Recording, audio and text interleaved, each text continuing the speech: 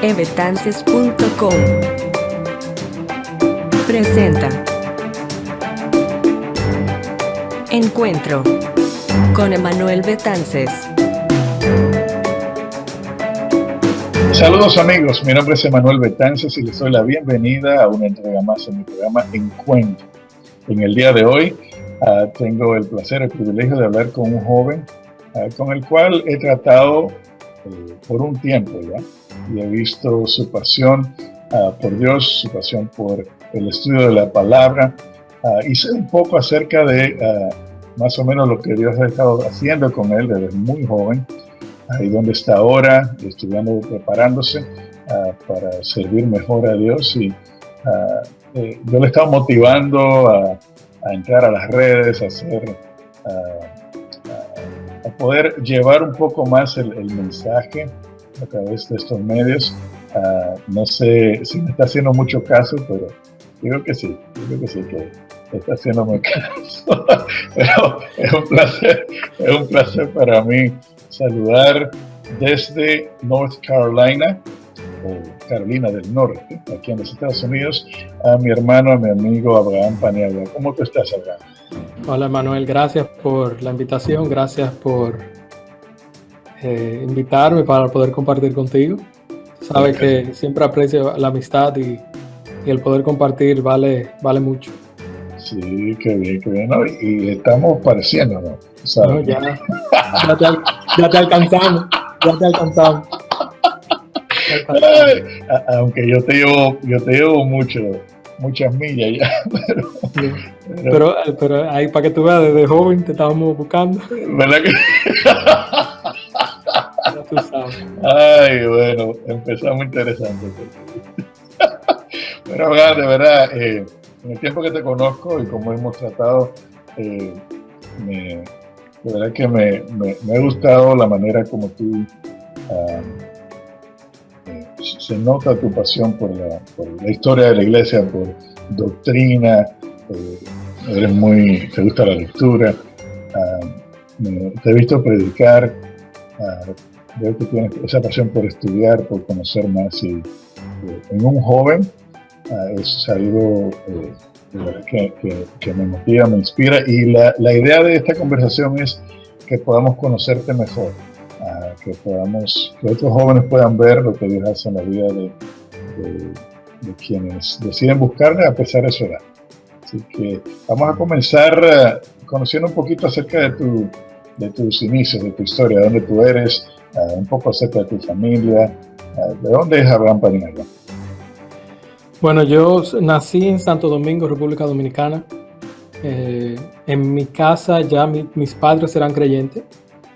Para el momento que yo nací, mi mamá viene de un contexto católico, mi papá no tenía un contexto muy religioso, sin embargo, desde muy joven escuchó el evangelio predicado y hizo profesión de fe.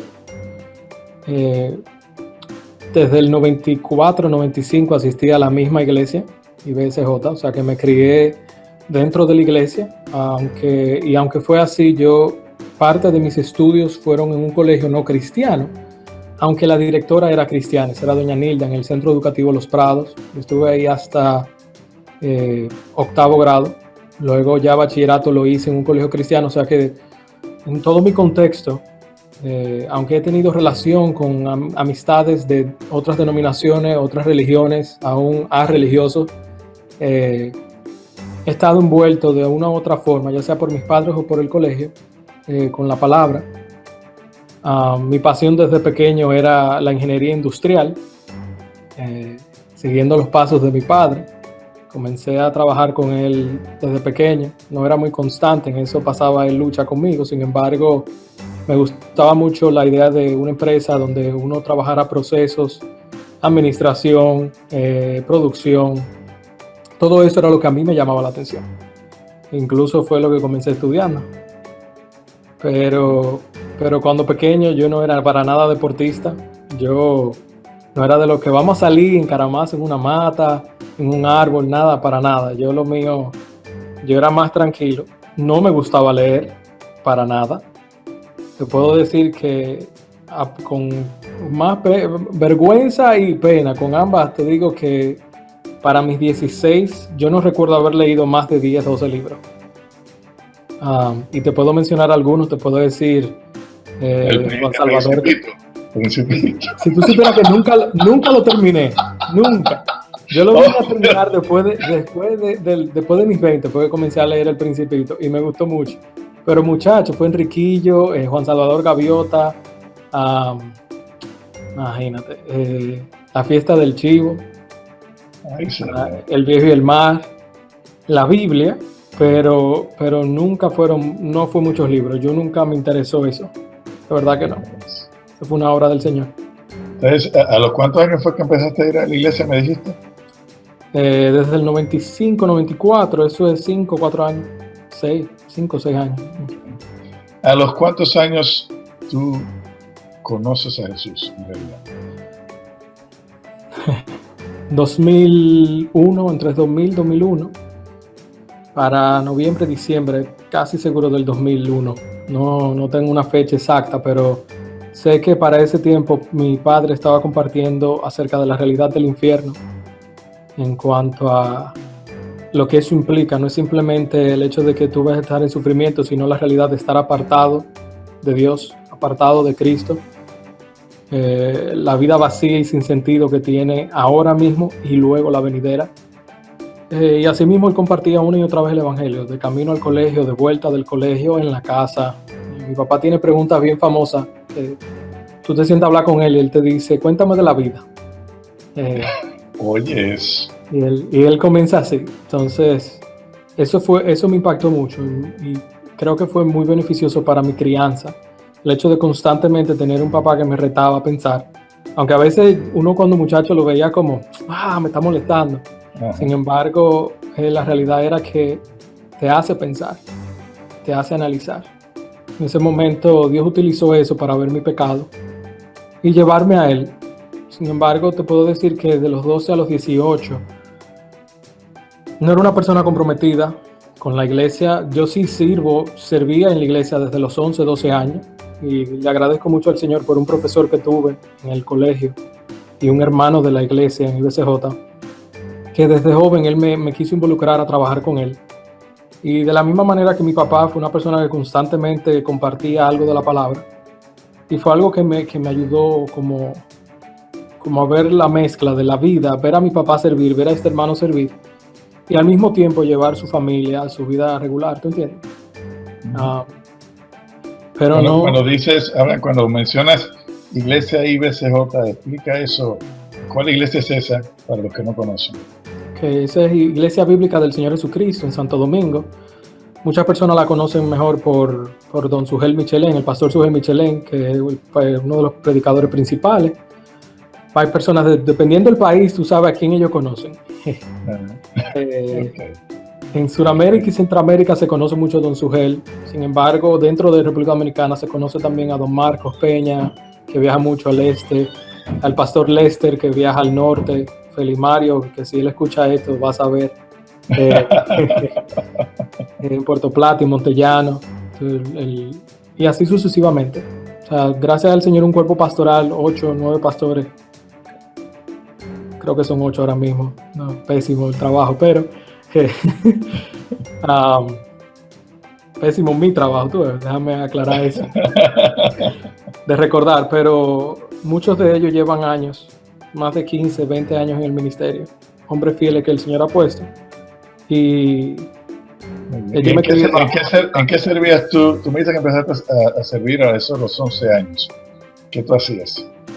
11, 12 años, el hermano me llevaba con él a grabar los sermones en MP3, los sermones digitales, por alrededor de 10 años.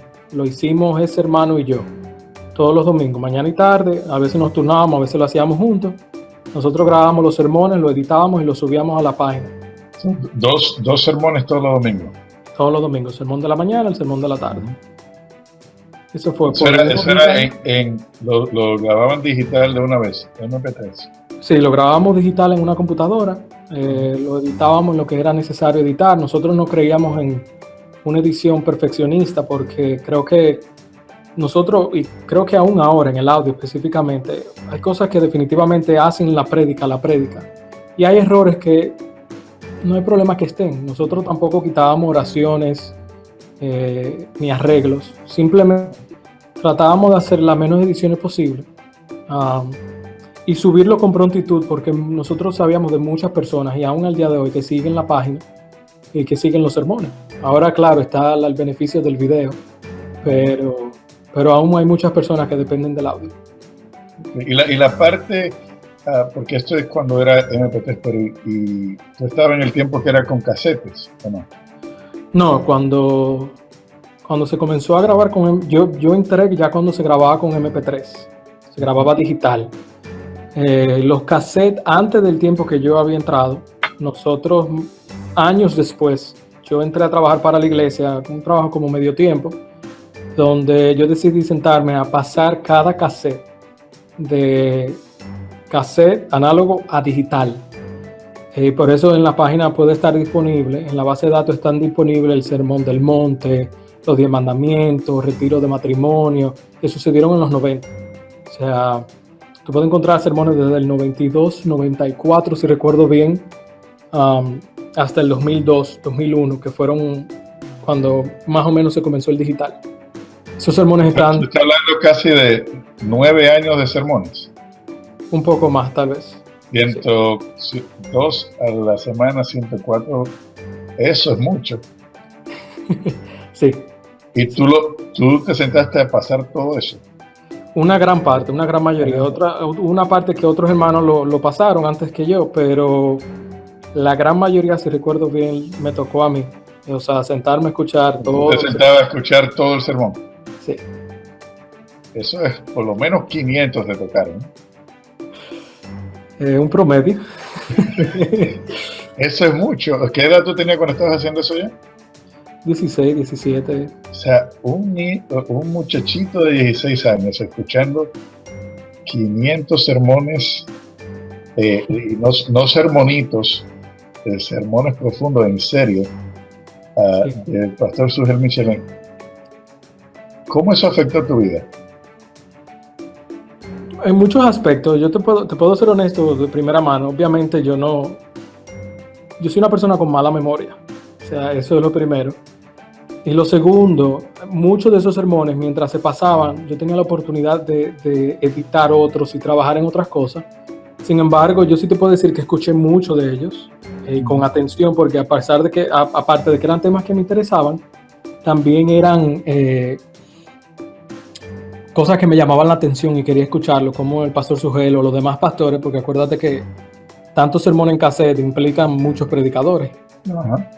Tanto invitados extranjeros, retiro de matrimonio, retiro de pareja, todo tipo de cosas. Nosotros lo tenemos ahí, entonces yo lo pasaba. Me afectó en varias formas. Una, de manera positiva, entender la historia de mi iglesia mejor. Yo creo que toda iglesia debe entender sus inicios, toda iglesia debe entender cómo se desarrolla. Hay personas que llegan a una iglesia y ven una cultura diferente a la iglesia de al lado. Y dice, ¿por qué aquí sucede esto y en aquella sucede de esta manera? Y tú dices, bueno, es que aquí hay una cultura de esta forma. Llevamos 10 años, aquella acaba de iniciar, o viceversa, ¿tú entiendes? Entonces, eso me ayudó a entender mejor a los hermanos, por así decirlo, vieja escuela de mi iglesia, que llevan 20, 30 años en ella, entender cómo piensan y por qué. También me ayudó a mí personalmente ser edificado. Creo que tú sacas un tremendo beneficio. Estés de acuerdo o no con lo que se dice, tú sacas un tremendo beneficio con lo que una persona que te está exponiendo las escrituras. O sea que de todas maneras, incluso con el tema de la predicación, cómo predicar, cómo exponer. El pastor Sugel no ha cambiado mucho su forma en el sentido de su exposición de 3 puntos, aplicación, introducción. Sin embargo, yo sí veo un progreso en su forma de predicar, incluso en los demás pastores, y ver cómo logran llegarle más a las personas. Puedo aprender de eso. Fue una muy buena experiencia. Interesante. Entonces, ¿hasta qué tiempo más o menos tú duraste haciendo esto? Eso fue 1 o 2 años. 2 años. Pero la parte que tú grababas en vivo. La parte que yo grababa en vivo, eso fueron alrededor de 10 años. casi 10 años. Pues ya ahí le añadimos otros, estamos hablando de muchos sermones, hermanito. Sí. O sea, tú has escuchado más sermones en vivo y grabados que la mayoría de personas que yo conozco. El problema es no aplicarlo, tú ves. Sí, porque o sea, nosotros somos cabezones. Sí. Pero aprendiste, yo te he visto predicar por video, y esa manera, o la forma de predicar, o el deseo de predicar, ¿vino a raíz de esto, de exponerte a tantos sermones? No, para nada. A mí no me gustaba pararme en público. Yo le huía de todas las maneras. Ni siquiera pensé que me gustara enseñar. Fue cuando hice, más adelante sé que hablaremos de eso, cuando hice el cambio a estudiar teología y entender que Dios me llamaba al ministerio. Dios me dio pasión por explicarle a las personas, tratar de enseñarle a las personas y al mismo tiempo aprender a comunicar su palabra. Creo que me encanta el refrán que te lo parafraseo, no un buen maestro, o sea, hay maestros que lo fácil te lo ponen difícil. Eso no es un buen maestro. El buen maestro, lo difícil, te lo pone de una manera que tú lo entiendas. Esa es mi meta. Entonces, en ese sentido, creo que después de escuchar todos esos sermones y la pasión por predicar viene, fue donde comienzo a aplicar eso y entender por qué don Sugel, y sentarme a hablarlo con él, por qué el pastor Sugel hace esto de esta manera, cómo es más efectivo comunicarlo. La forma de entrega, personas dicen que yo me parezco, yo no sé, porque la personalidad mía es muy diferente. Yo no tengo esa personalidad de una persona apasionada, en el sentido de que te va a subir la voz y va a hacer todas las formas con las manos, como alguien ha visto a Piper o a Mahaney. O aún cuando tú lees los testimonios de George Whitefield, que era una persona que hacía ilustración y con la voz, yo no soy así. Yo tiendo a ser un poco más monótono. Okay. ¿Y cuándo fue la primera vez que predicaste en público? 18, 19 años. ¿Dónde fue eso? Casi seguro que fue en Vallaguana, en una plantación que hay allá, donde la iglesia está involucrada. Luego en Cristo Rey, en Santo Domingo, otra iglesia que hay ahí. Luego en San Cristóbal, un pastor muy amigo, el pastor Samuel Nina, me invitó a predicar 2 veces allá, si no recuerdo mal. ¿Esto fuiste tú que te hiciste disponible, o alguien te dijo, Abraham, prepárate que tú vas a predicar? Fue una mezcla, porque para predicar en Vallaguana, yo me puse en la rotación de predicadores, por así decirlo. Una persona me dijo, que si no mal recuerdo, creo que fue mi padre, me dijo, ponte en la rotación y comienza a predicar. Entonces, yo creo que en la de Vallaguana yo me puse en la rotación en la iglesia, un grupo de hermanos estaban, por así decirlo, en una lista donde decía, mira, yo me ofrezco a ir. Yo me puse ahí, fui varias veces. En Cristo Rey de la misma manera. La de San Cristóbal fue el pastor Samuel Nina que me invitó. Una de las veces, las otras veces fue un grupo de jóvenes que le dijo para llevarme, entonces yo fui.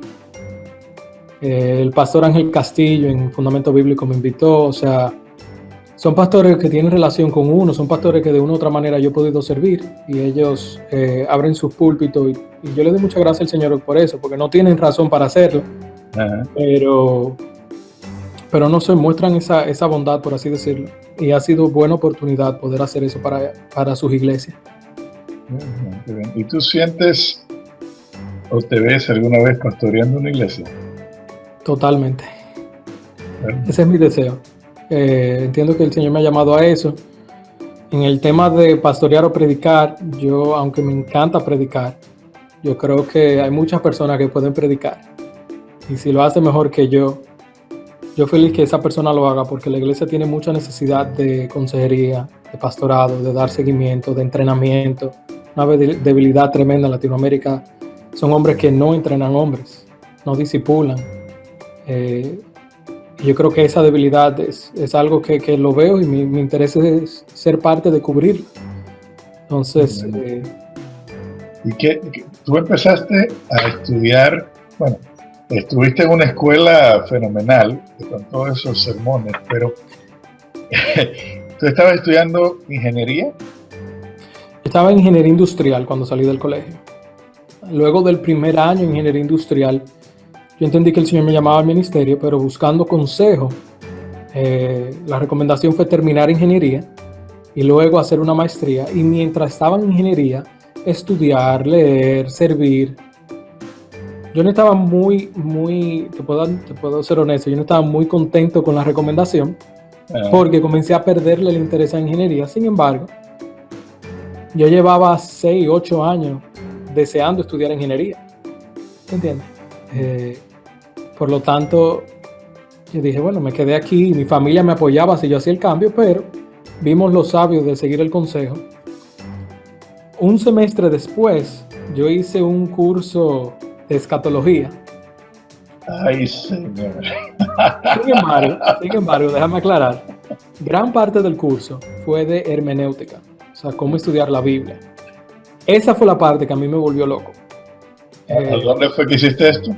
Eso fue un curso en Kentucky con el pastor y teólogo Sam Waldron, o sea, el doctor Sam Waldron, que ha escrito El fin de los tiempos, el comentario a la Confesión de Fe de Londres.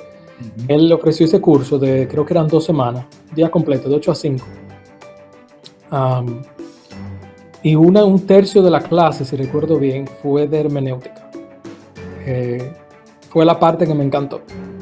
La parte de escatología a uno le encanta y le anima y poder discutirlo con otra persona. Sin embargo, él sentó las bases. Porque él entiende que si tú no tienes hermenéutica clara, lo que tú vas a discutir en escatología es tu parecer. No el texto. Nosotros queríamos discutir el texto. Luego que yo terminé eso y yo comencé el semestre siguiente en la universidad, el profesor hablaba de matemática y yo sentía que me estaba hablando chino. Mira, matemática era mi clase preferida. Hasta ese momento yo había tomado todas las matemáticas, nada más me quedaba una. Esa era la única. Y yo sentía que me estaba hablando chino. De 7 materias. Se te fue todo el deseo por estudiar números. Todo. De 7 materias, no, y te lo digo en serio, de 7 materias yo retiré, creo que fueron 3. ¿Qué edad tú tenías? 18 para 19. Wow. 18 para 19. Pero cuando terminó ese semestre, entonces decidimos cambiar de carrera. Muchas personas en ese momento entendían que yo iba a dejar todo tipo de carrera. Sin embargo, la solución que yo traté de buscar fue buscar una licenciatura en teología. No solamente por el título, y no principalmente por el título, sino por algo sistemático, donde yo pudiera sentarme, trabajar y estudiar y al mismo tiempo servir. Esos años siguientes me permitieron dar clases en el Colegio Cristiano Logos y poder participar dando capilla, predicar a los jóvenes, ser profesor de intermedio, o sea, 6º, 7º y 8º. Ese colegio es de la iglesia, ¿no? De la iglesia, es el colegio de la iglesia. Y fue tremenda experiencia. El poder, uno de los retos más grandes es tú tomar lo que tú estudias en teología y enseñárselo a un niño. Ay, señor. Porque un adulto, tú puedes pelear con el adulto, tú puedes explicarlo, él puede leer los libros, un niño no. Exacto. Entonces, con el niño uno puede pensar la mejor forma de explicarlo. Fue un reto, pero le doy muchas gracias al Señor por esa oportunidad. ¿Cuánto tiempo duraste haciendo eso? 2 años. 2 años. 2 años. ¿Y qué pasó entonces en ese tiempo? Estudiar teología, lo hice con una universidad americana. Eso implicaba leer mucho, eso implicaba trabajar mucho con el colegio, porque el colegio es un trabajo completo.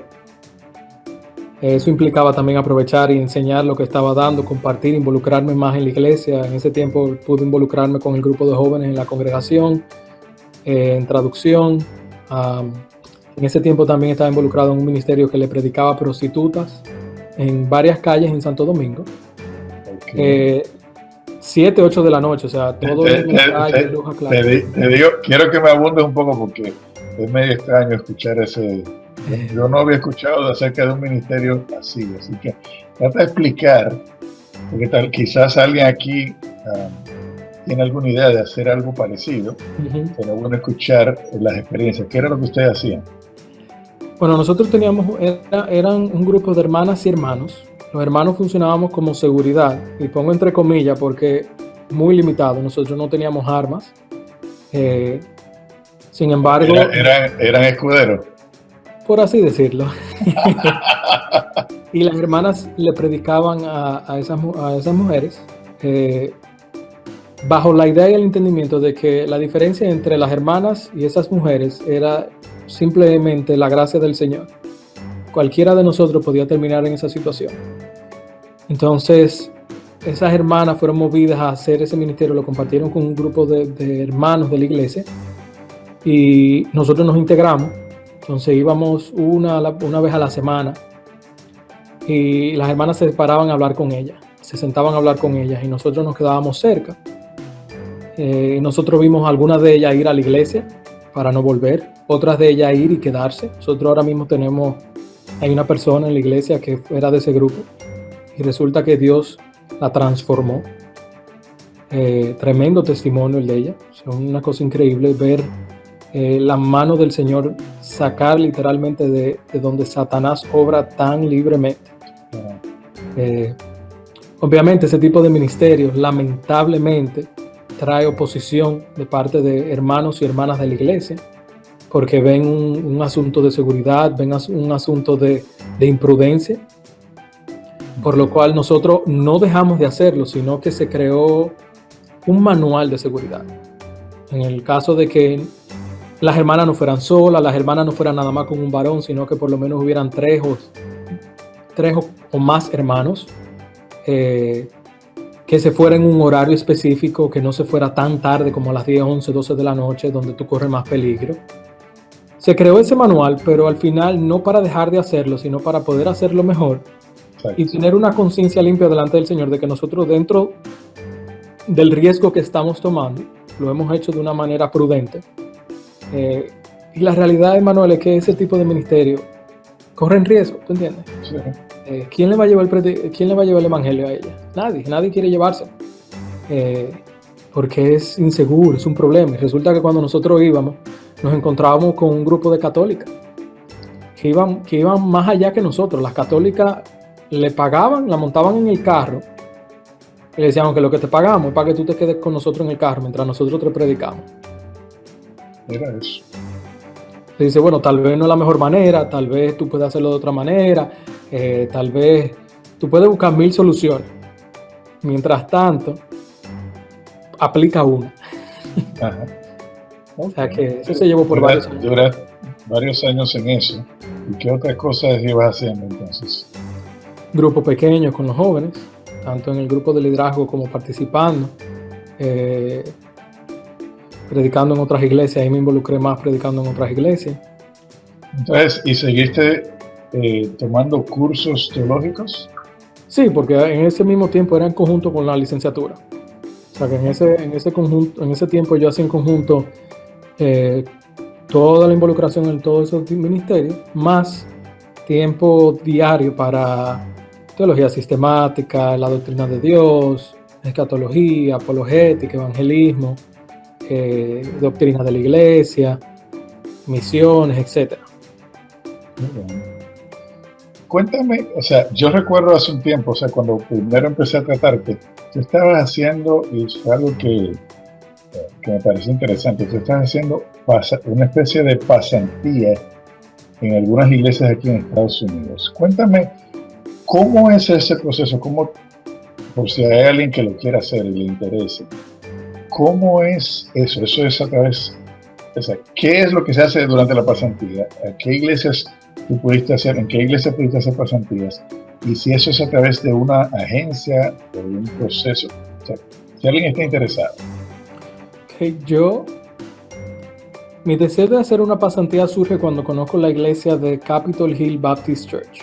Esa es la iglesia donde se encuentra el pastor Mark Dever, que es el fundador del Ministerio Nueve Marcas. Eso está en Washington, ¿no? En Washington, D.C. Ellos tienen una pasantía de 5, 6, 7 personas que toman cada 6 meses, cada 5 meses, donde tú vas allá a estudiar la doctrina de la iglesia, específicamente. Ellos son muy fuertes en eclesiología, en la doctrina de la iglesia, ellos son muy fuertes en ese tema y a mí me interesaba aprender. ¿Por qué irme a otra iglesia y no en la mía? Mucha gente me decía, pero hazlo aquí en tu iglesia. La realidad es que en Latinoamérica nosotros no tenemos una estructura donde podamos invitar a alguien a que sea parte de 24 horas, 7 días a la semana, sea parte de la oficina y del cuerpo de la iglesia. Este internado te pagan, te dan vivienda, tú te involucras en todo tipo de cosas y aparte de eso tú estudias temas y libros específicos y los discutes toda la semana con diferentes personas, con Mark o sus amigos, cualquier persona que le invite y los pastores de la iglesia. Entonces, esa experiencia a mí me interesaba tomarla, yo lo consulté con mis pastores, yo le encantó la idea, pero yo tenía que terminar la licenciatura para ir, eso era un requisito que yo tenía. Entonces... Pero ¿cómo tú te enteraste acerca de ese programa? Bueno, ahí hubo un asunto de que yo me enteré, mi hermana y mi cuñado eran miembros de la iglesia, y ellos me mencionaron del internado. Tú encuentras la información en su página web, tú puedes buscarlo. Muchas iglesias en los Estados Unidos tienen pasantías o internados con el propósito de entrenar a hombres en el ministerio. Como te decía, no siempre en Latinoamérica tenemos la estructura, ni el tiempo, ni como la estructura mental, como yo debo hacer esto de esta manera, sino que podemos hacerlo de diferentes maneras, tal vez no tan efectivas. Por lo que yo vi el beneficio, mis pastores apoyaron la idea de hacerlo allá. Yo apliqué, pero tuve que esperar un tiempo hasta poder terminar la licenciatura. Y en ese tiempo que yo esperé, me ofrecieron un internado en una iglesia en la Florida. Esa iglesia en la Florida ofrecía una pasantía de 2 meses y medio, donde tú ibas a ser parte ya sea de una iglesia o de una institución cristiana, en el área que tú entendieras que fuera, o sea, en el área que tú querías servir, al punto de que, por ejemplo, hubo jóvenes que se fueron a hacer pasantía en diseño, pero el diseño implicaba ellos ir a donde las actividades iban, conocer a las personas y luego sentarse a diseñar el logo para esa actividad o la promoción. Todo esto era trabajando dentro de la iglesia. O de la institución cristiana, ajá, eran 2. Entonces, en mi caso a mí me tocó el ministerio de evangelismo, o como le dicen en inglés, outreach, que es el alcanzar a las personas fuera de la iglesia. Y yo trabajé ahí por 2 meses y medio, donde me tocó desarrollar una manera de integrar a los hispanos a la iglesia americana. Por esos 2 meses y medio. Entonces, porque ellos no querían hacer 2 iglesias aparte, ellos no querían hacer una iglesia hispana y una iglesia americana, ellos querían que los hermanos americanos se involucraran con los hermanos hispanos y los hispanos con los americanos. Interesante, pero eso lo lograron. Es un reto, eso no es algo la meta nunca fue aplicarlo al final de los 2 meses y medio. La meta era tener la estructura y los pasos para cuando yo me fuera, otra persona lo pudiera aplicar. Eso toma años. Sí, no es tan fácil. No. Y más aquí en Florida, en la parte sur. Sí, entonces es un reto y definitivamente cada cultura tiene su idiosincrasia, su manera de actuar, y la cultura mexicana no es la misma que una cultura cubana. La cultura y costumbres de un salvadoreño no son las mismas de un venezolano.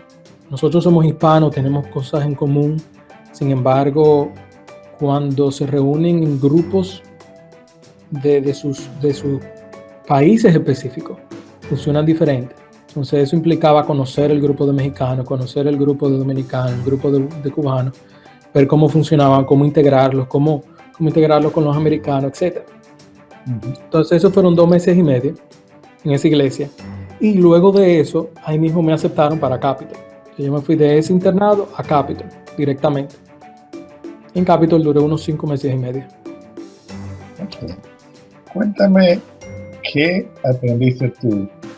¿Cómo cambió tu vida ¿Cómo te impactó estar 5 meses ahí con el pastor Dever y con tantos? Recuerdo que una vez estuvo John MacArthur ahí, y otros pastores. ¿Cómo te impactó eso?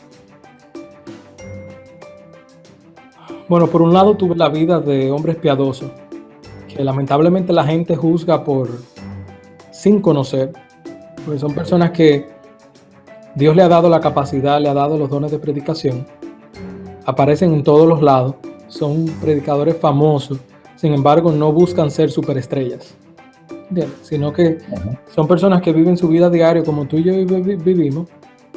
Tú ves cómo ellos tratan la fidelidad, la santidad, el perseguir, servir a Dios, predicar el evangelio, vivir una vida santa delante de Dios. Al mismo tiempo, entregar sus vidas a entrenar hombres, enseñarles a predicar, enseñarles a guiar a la iglesia, enseñarles a pastorear. Y tú lo ves tanto en enseñanza como en ejemplo. Tú ves sus defectos, mientras más tú te acercabas a ellos, más tú ves el defecto. Sin embargo, al mismo tiempo tú ves más la gracia de Dios. Personas muy, muy empapadas de las Escrituras. Eso fue muy impactante para todos los internos que estábamos ahí. Éramos 7 internos. Para nosotros era tremenda oportunidad. ¿Eran hispanos todos? No. Éramos 7. De los 7 éramos 4 extranjeros. Había un mexicano, un brasileño, un australiano y yo.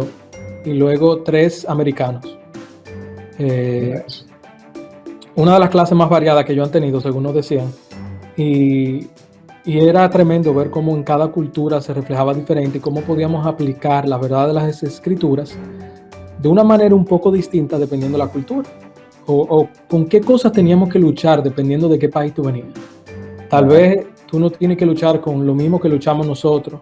Si tú te encuentras en Capitol DC, en Washington DC, en Capitol, tú te encuentras con muchas personas de trasfondo católico. Cuando tú vas a la Florida, no hay tanta persona con trasfondo católico del lado americano, comparado con el noreste. Entonces, ¿cómo esa diferencia se nota en el tema de la iglesia? Enseña la Biblia cómo la iglesia debe vivir, cómo la iglesia debe manejarse. Por siglos la iglesia entendió que sí. Fue en los años 1900 cuando se dejó de hablar del tema, se dejó de aplicar la membresía, se dejó de aplicar la disciplina, ya vino un pragmatismo con lo que se le llama en inglés el Seeker Sensitive Movement, movimiento como buscador, que ya el culto no es para edificación de la iglesia, sino simplemente para evangelizar. Entonces todos los sermones son evangelizaciones solamente. Se vuelve pragmático lo que funciona, lo que aplicamos, porque ya la Biblia no habla del tema. Entonces, el punto del internado es decir, ok, vamos a discutir, la Biblia habla del tema, esa es la primera parte del internado. Cuando tú respondes sí, entonces ya ahí entramos a los detalles. ¿Cómo dice la Biblia que debe gobernarse la iglesia? ¿Cómo dice la Biblia que debe aplicarse la disciplina? ¿Debe aplicarse realmente? ¿Quiénes deben ser parte? ¿Quiénes de la iglesia? ¿A quién se debe bautizar? ¿Por qué? Cómo un cuerpo pastoral funciona a pesar de que tienen diferencias teológicas dentro de ellos. O sea, nosotros participábamos de todas las reuniones de pastores. Y no te estoy hablando de 2 pastores, te estoy hablando de que en ese momento eran 19 pastores. ¿En una sola iglesia? En una sola iglesia. ¡Wow! Impresionante. Porque ustedes 7 internos, estudiantes, ¿permitían o lo permitían estar en esas reuniones con 19 pastores? 19 y terminaron siendo 20 pastores cuando nos fuimos. Ellos eligieron uno en el medio. Eso es impresionante. Cuando tú tienes un modelo pastoral donde el pastor es un administrador y tú tienes títulos pastorales administrativos, donde tú tienes un pastor de enseñanza, y mira, yo no estoy diciendo que los títulos son malos, te estoy diciendo cuando simplemente tú lo ves administrativo de un pastor de predicación, un pastor de familia, un pastor de joven, un pastor de música, uno de consejería y uno de misiones. Tú puedes agregar varios más porque no quiero que digan que estoy pensando en una iglesia. No estoy pensando en iglesias. Si buscan en internet, la mayoría de las iglesias tienen esa división. Cuando tú tienes esa división y tú dices, yo tengo 3 hombres que cumplen con los dones de pastor, el llamado y la iglesia lo ve. Y dice, yo no puedo llamarlo porque yo no lo necesito. Dice, pero ese no es el modelo bíblico. El modelo bíblico es que tú necesitas hombres para la obra del evangelio, para pastorear, para guiar, para aconsejar. Entonces, si tú tienes 3 pastores y la función administrativa está cumplida, sin embargo, tú tienes 3 hombres más que cumplen con los dones. Ellos pueden ser llamados al ministerio pastoral y seguir con su trabajo. Y él es ingeniero, él es doctor, él es chofer, él hace su trabajo con el que él sostiene su familia, termina eso y saca su cita para el ministerio pastoral. Pablo hacía tienda, que mientras él hacía tienda, al mismo tiempo él pastoreaba. Muchas iglesias ven pastores a tiempo completo, pastores a medio tiempo. El modelo de ellos es todos los dones que la iglesia tenga y Dios llame y reconozca, nosotros tenemos el deber de reconocerlo. Nosotros no podemos decir, no lo vamos a reconocer porque no lo necesitamos. Si Dios lo dio es por una razón. Ellos nombran, porque hay otras iglesias que nombran diáconos. El entendimiento de ellos del diaconado es suplir necesidades físicas de la iglesia, de todo tipo. El del pastorado es enseñar, pastorear, guiar, predicar. Por lo tanto, si una persona es llamada al ministerio y la iglesia reconoce que esa persona es llamada al ministerio, la iglesia lo nombra como anciano o pastor. Y él participa, tiene la misma autoridad que el pastor que es tiempo completo. Él participa de todas las reuniones de pastores, pero la diferencia es que él no es tiempo completo. Pero él es pastor. El diaconado, la iglesia también lo reconoce, de acuerdo a la persona ejerciendo su servicio, la persona haciendo los mismos requisitos, o sea, sus requisitos en las escrituras. No tiene la necesidad ni el llamado de predicar, pero la persona puede ser evangelista, eso no importa. Muy bien. Entonces, tú duraste 5 meses ahí en Capiro, ¿verdad? Sí. Vuelves a República Dominicana. Sí. ¿Con qué idea tú volviste a República Dominicana? ¿Qué tú ibas a hacer? Fue yo trabajar como asistente pastoral del pastor Sugel. Eso luego cambió y resultó que terminé siendo asistente pastoral de todos los pastores. Ah, interesante. ¿Y qué tú hacías? ¿Secretario?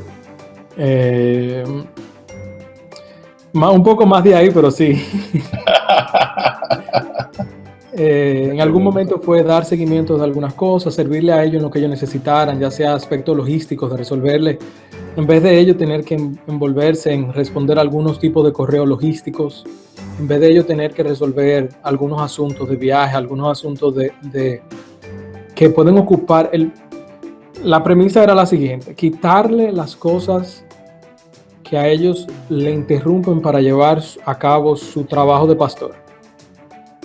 Eso puede implicar ayudarles en el desarrollo de las clases. En ese momento el pastor Sugel dando la clase de teología bíblica.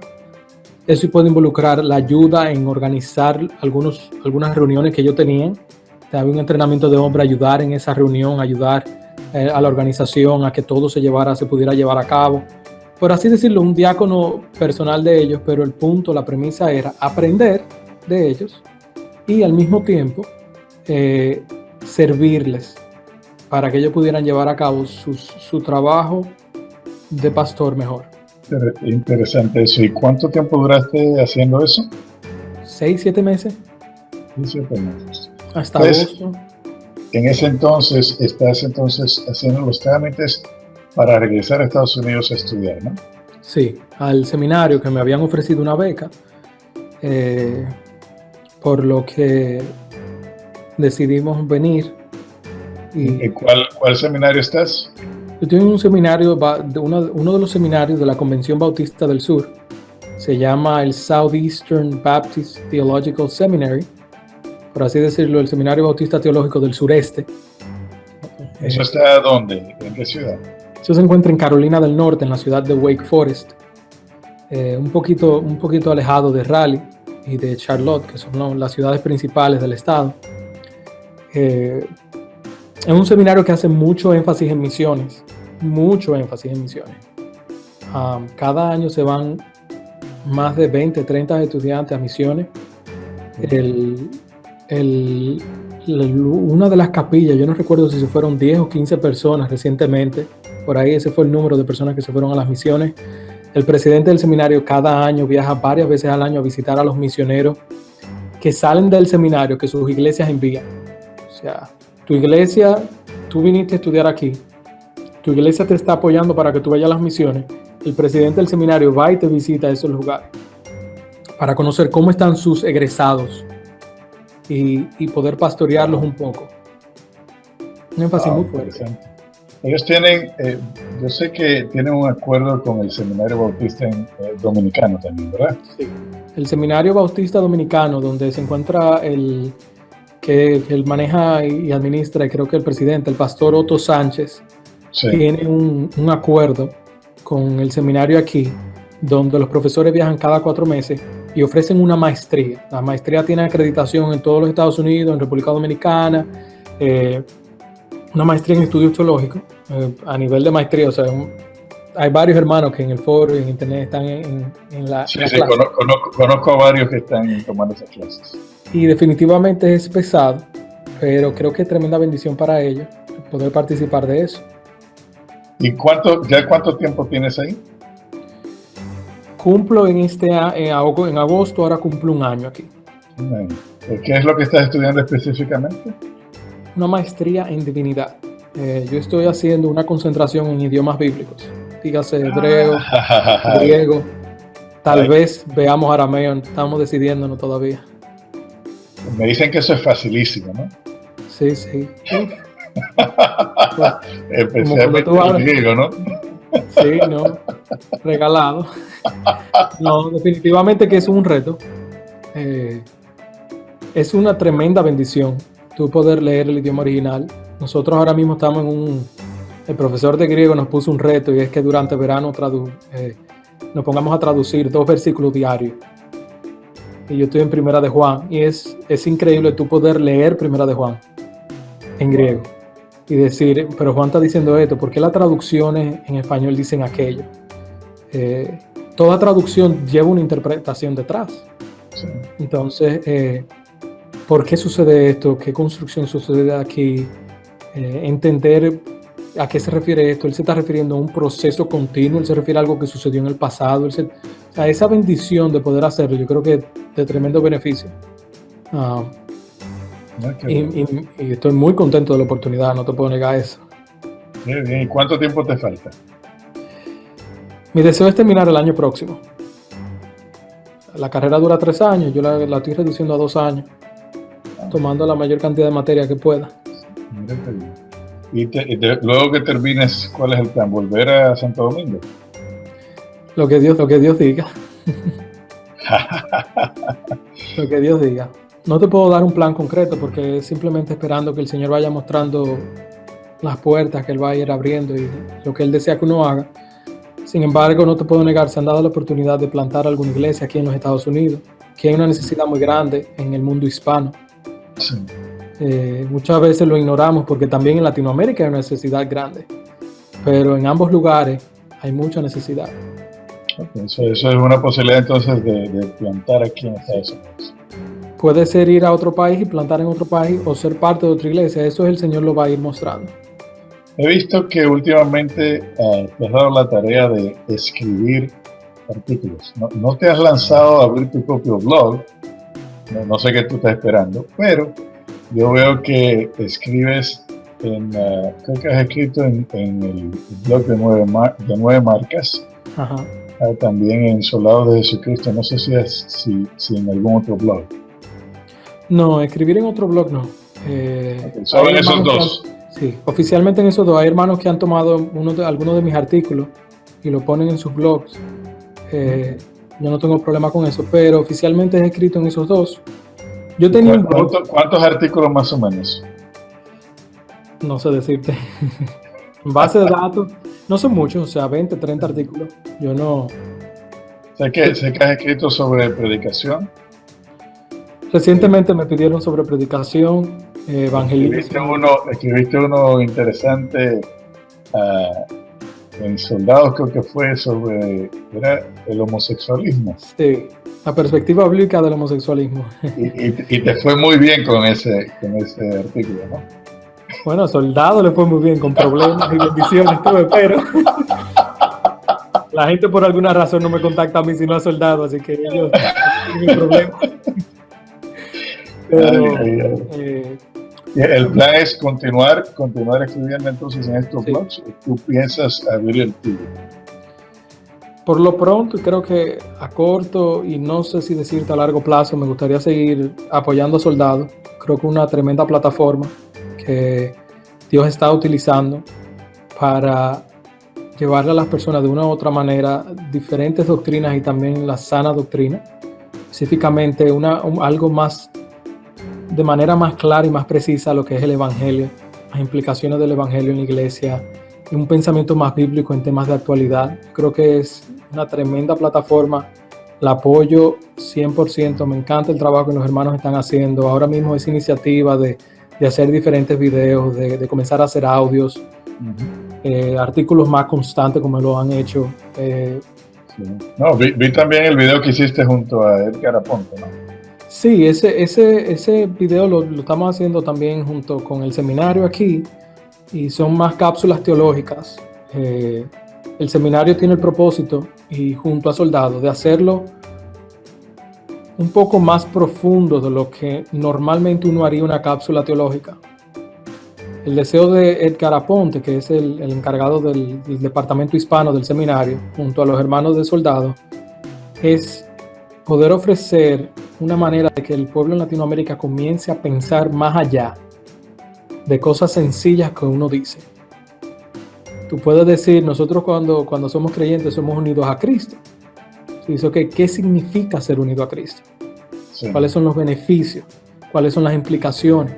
Nosotros tenemos tú lo quieres llevar de la versión tweet a la versión un artículo comentario bíblico, ¿no? Sí. Son un poco pesados, van a ser un poco más pesados, pero por esa razón hemos querido ver si podemos hacer videos de 10 a 15 minutos que sean compactos, que vayan al punto y simplemente discutan un tema. A raíz de esos videos vengan preguntas y nosotros podamos tratarlo. Dios mediante, estaremos grabando mucho más videos. Ahora mismo hay uno, salió como prueba y como iniciación, pero Dios mediante en los próximos meses van a salir ya acerca de la Trinidad, acerca del Espíritu Santo, acerca de la pena de muerte, que recientemente se ha hablado de eso. ¿Todos van a salir por Soldado? Va a salir Soldado junto al seminario. Sí. ¿Qué tú le aconsejarías a un joven que nos está viendo ahora mismo que está sintiendo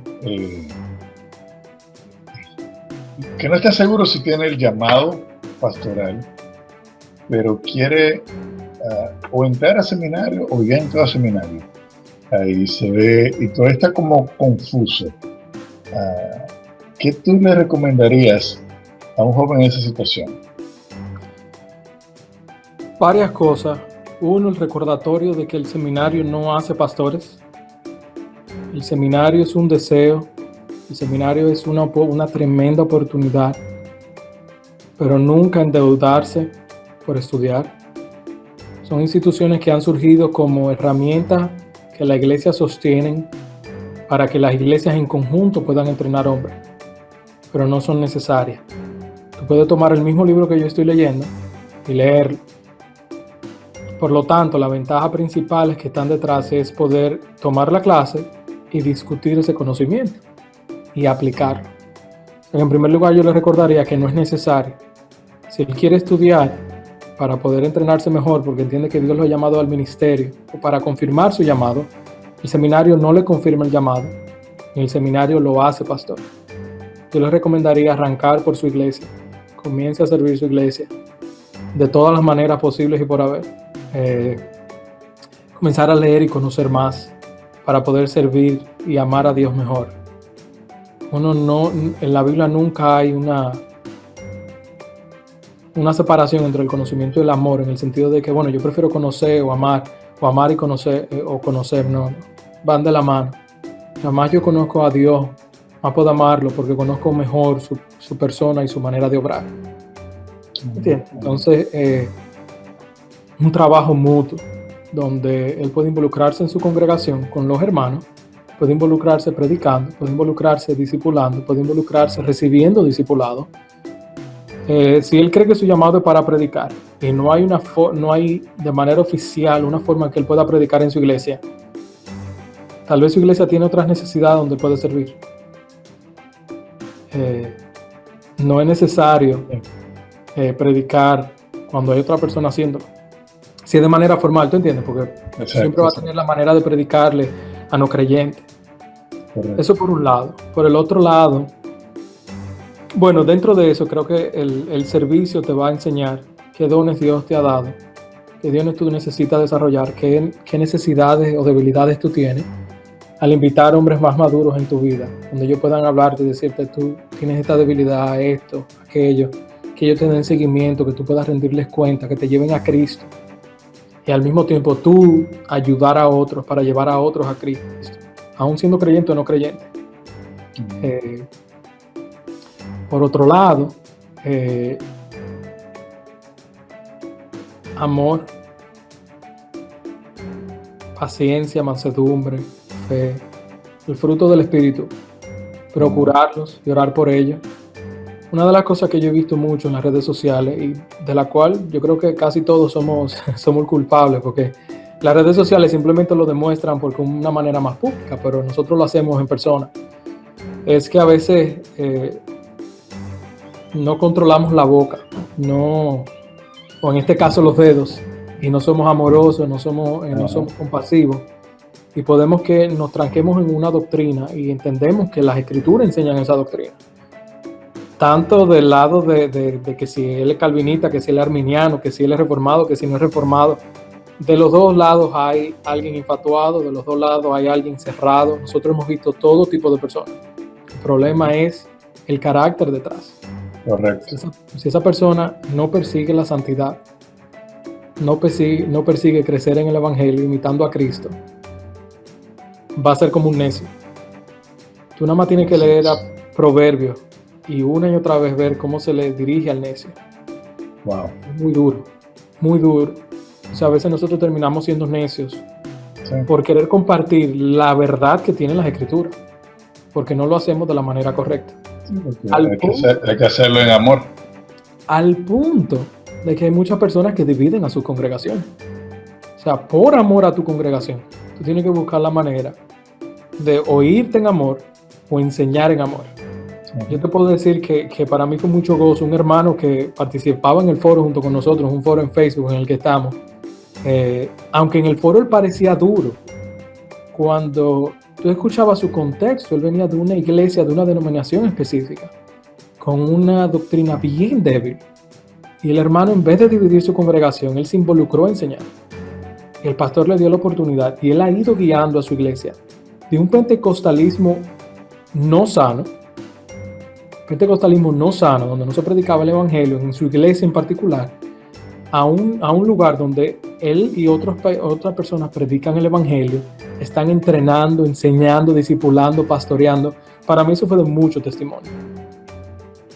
Eso, yo creo que nosotros debemos imitarlo más y dejar de pelear tanto, poder amar más a las personas, aún en las diferencias, para nosotros poder persuadir a las personas. Si lo que nosotros entendemos es una convicción de las escrituras. Doy gracias por ti, por tu amistad, por tu testimonio, por tu ejemplo. Oramos por ti. A ustedes, amigos, sigan a Abraham en las redes sociales, en sus artículos, en su lado de Jesucristo, los videos que están haciendo, y oren por él, para que el Señor siga abriendo pasos y guiándole en todo. Y cuando se vaya a casar también lo vamos a anunciar por aquí. Oye, gracias, Abraham, por tu tiempo, por aceptar la invitación, y te invitamos ya desde ahora a otro de estos programas que vamos a hacer, que son temáticos. Un día de esto vamos a anunciar en qué tema vamos a compartir contigo de nuevo. A ustedes, amigos, gracias por su sintonía, gracias por estar ahí. Sigan atentos a los demás programas que vienen, que yo sé que van a ser de mucha edificación para ustedes. Dios les bendiga. Gracias, bye.